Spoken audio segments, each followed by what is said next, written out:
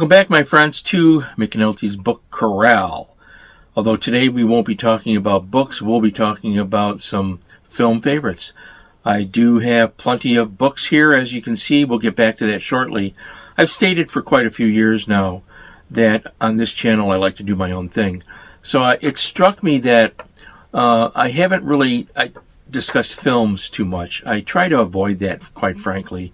But you know, I'm a film fan, a collector of Hollywood memorabilia as well.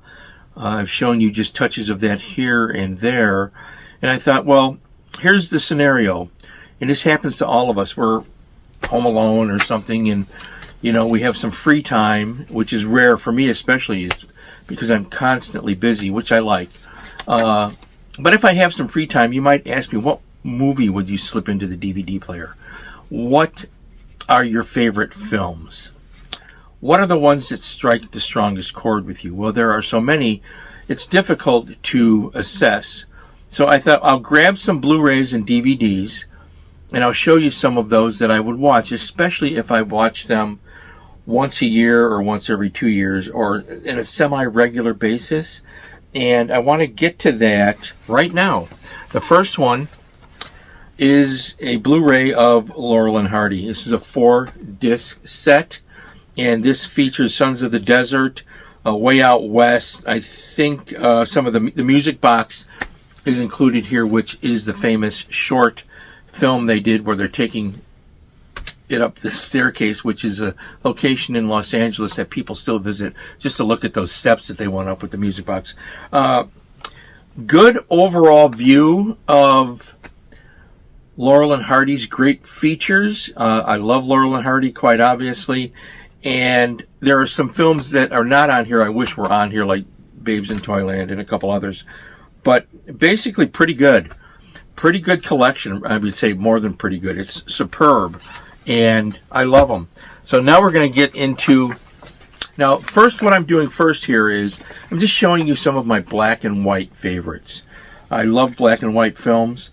So the next up is one that I'll bet some of you disagree with, a 1938 MGM version of A Christmas Carol with Reginald Owen. Now, most of you prefer the Alistair Sim version. I love that version too. I like Patrick Stewart's version from some years back. I thought that was great. There are multiple versions of A Christmas Carol. I just prefer this one because, again, nostalgia plays a role here, and it was the first version of A Christmas Carol I ever saw. I think it's a great film. And of course, I've mentioned before, I read A Christmas Carol every December. Up next is, this is the only other Christmas movie here, which is Holiday Inn with Bing Crosby and Fred Astaire. This film is from 1942. So Holiday Inn was from 1942, Bing Crosby and Fred Astaire. Two significant things happen in this film. I love the film in general. Bing Crosby sings White Christmas for the first time on film, and Fred Astaire does the firecracker dance. Now, when you're talking about favorite movies, I might slip into the DVD player. Top Hat and Swing Time with Fred Astaire would be also on the list, but I had some criteria I created for myself where I wouldn't do too much repetition of stars or whatever. But Top Hat and Swing Time, Fred Astaire, yes, absolutely. Holiday Inn is, I don't know, I think it's underrated. I think in a lot of ways it's better than White Christmas, which was the later version Bing Crosby did with Danny Kaye. That's a great movie too. I'm a huge Danny Kaye fan. So as far as the criteria that goes here, I want to also mention I excluded Westerns and horror films, because then it's more than then it's dozens upon dozens upon dozens upon dozens. Maybe I'll get to those if you like this type of episode. I'm not going into plot details. I'm just sharing some of my leisure time favorites. What would I put in the DVD player if, you know, I had some free time? And I've actually done this. Casablanca, 1943. If you haven't seen Casablanca, you need to watch it. I am a huge Bogart fan. I collect Bogart DVDs and Blu-rays, and I've mentioned Bogart before. What can I say? Casablanca is one of the all-time great films. Then I chose Harvey with James Stewart. Now this I chose for sentimental reasons. My mother was in the play, and the play by Mary Chase was a 1944 play. Jimmy Stewart also returned to the stage doing that play, and there's a filmed television version of him doing the play. I don't know when that came out, probably the 70s. It's a wonderful play. My mother was in the stage version, a stage version. She played Myrtle May. She had a small role. There's really strange commentary about this film out there. A lot of people don't like it. A lot of people comment on the alcoholism of Elwood P. Dowd.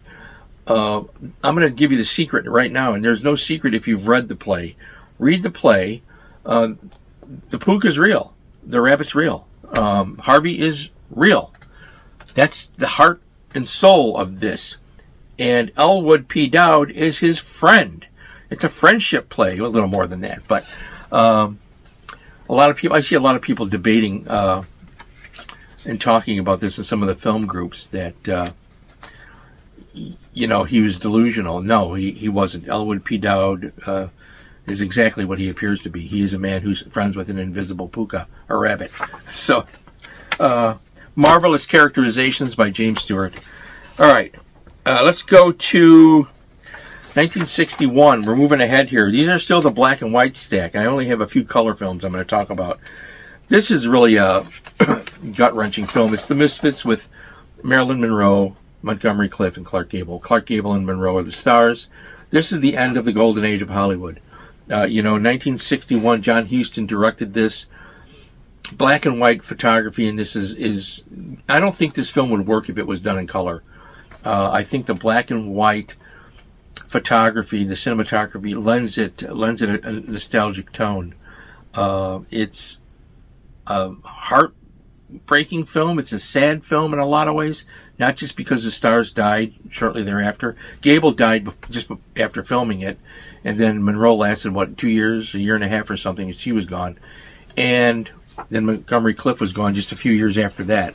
So the script and the acting by Monroe and Gable here, especially in their scenes together when they're in the truck talking, really beautifully done. Monroe had the talent. I know most of the discussions about this film center upon the problems of the film, making the film. Huston himself lent to that narrative because of the things he said in his autobiography and so forth. Just watch the film for its own value, for its own merit, and you'll see two really superb actors. Well, all of the actors, Eli Wallach, Montgomery Clift, all of the actors in this film are superb. It has a good script, and it has a good theme. It has a story to it. Definitely an acquired taste, but I like it. Now let's have some fun. All right, so we're only two black and whites left. This one, you had to know this, right? The Girl Hunters, starring Mickey Spillane as his own creation, Mike Hammer. Oh boy. Black and white. Shirley Eaton. Okay, Shirley Eaton is in this movie. There she is. I met Shirley Eaton. I went to one of those Fan X conventions sometime back, only because Shirley Eaton was there in the Chicagoland area. Rarely has she done that. And she doesn't do these conventions anymore. And, she signed a poster for me and everything, and a couple of stills. She signed a still of her with Sean Connery and Ian Fleming for me. Shirley Eaton was in Goldfinger, and she was in The Girl Hunters and a couple of other really interesting films. This is Spillane at his best. I wouldn't say he was a great actor. I would say that he handled this film perfectly. He is Mike Hammer. He is his own creation. And you can see it here, and I like the film. One of my favorites. Something I do watch. I'll pop that in, One more black and white. For those of you that know me well, which would be very few of you, this won't be a surprise. A Hard Day's Night, 1964, The Beatles. Yes, and one of the most influential films ever made. Great music. Beatles all the way for me, All right. So, talking about films can be dicey because, people get so emotionally connected to certain films, certain actors. Certainly I understand that myself. And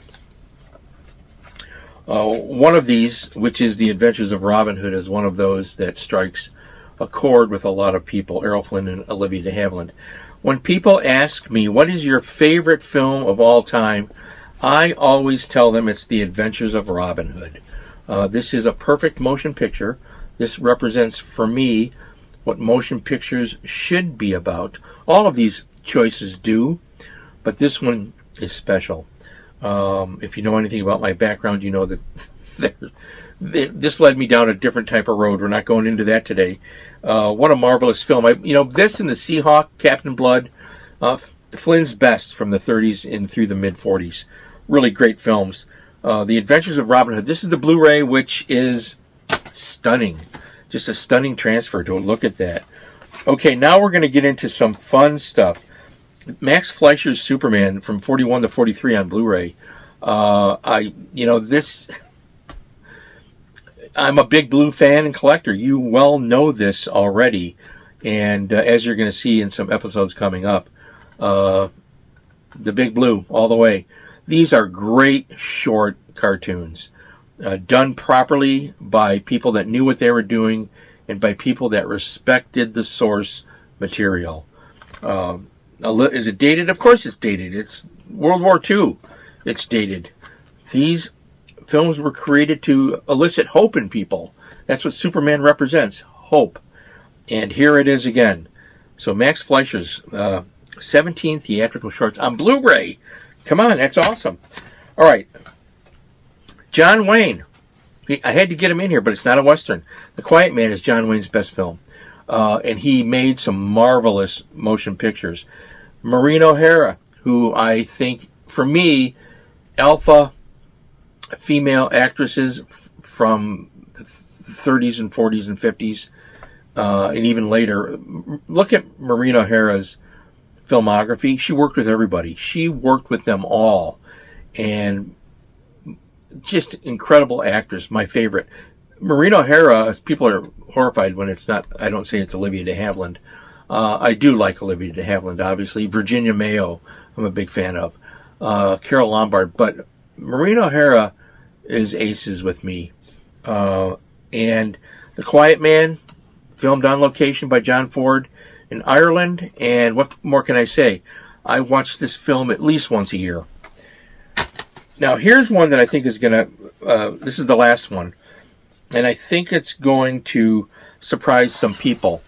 It's a nostalgic favorite of mine from 1962. It's Jack the Giant Killer, and I'll have a scan of the interior here. This is the Blu-ray transfer. The late, great Kerwin Matthews, who filmed this after doing The Seventh Voyage of Sinbad and The Three Worlds of Gulliver, those two films had stop-motion animation by Ray Harryhausen.